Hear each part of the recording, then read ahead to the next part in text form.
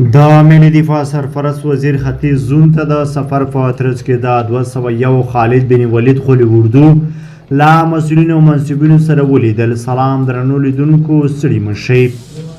د ملي دفاع سرپرست وزیر مولوي محمد یعقوب مجاهد خلکو سره د لیدنو کتنو په دوام په ختیځ زون کې د 201 خالد بن ولید خولي اردو اړوند د قطاعت او جستمانونو لا یو شمېر چارواکو او منصبینو سره ولیدل.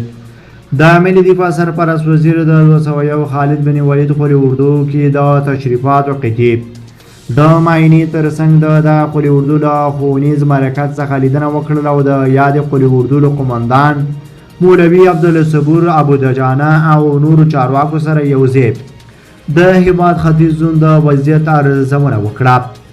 د نظم د لا ښه والي او اصلاحاتو د رامنځته کېدو په موخه یې توصیه او لازمې لارښوونې وکړي.